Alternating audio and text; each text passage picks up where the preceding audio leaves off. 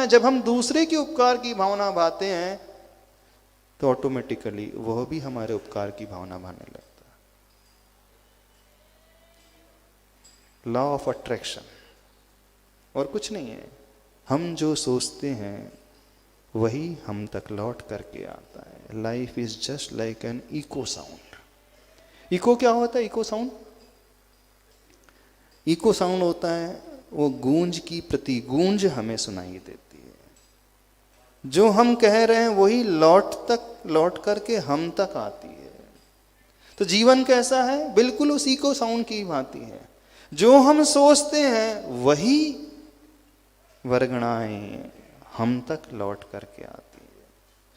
हम किसी के बारे में नेगेटिव सोचेंगे तो देखना उसका असर ये होगा कि उसके अंदर भी वो नेगेटिव फीलिंग आने लगेगी।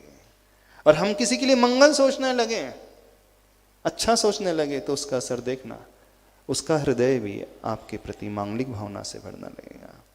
हम ये हमेशा दोष देते हैं कि वो मेरा अच्छा नहीं सोचता, मुझे हमेशा गिराते रहता है, मेरी बुराई करते रहता है, मेरी टांगे खींचते रहता है। ये शिकायत सबकी रहती है ना। तो जिसे हम दोष दे रहे हैं कहीं ऐसा तो नहीं शुरुआत हमने कर दी?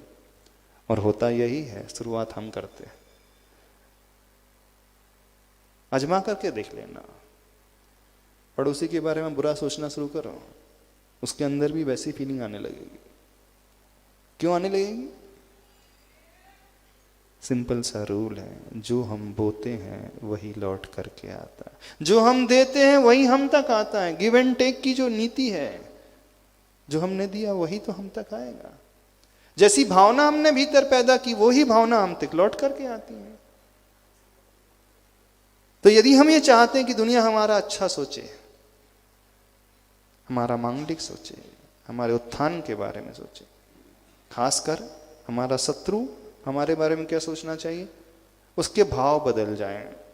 हमारी भावना क्या है? वो अपनी शत्रुता को छोड़ दे। तो हमें क्या करना होगा? बस हम उसके प्रति अच्छी भावना से भरना शुरू कर दें।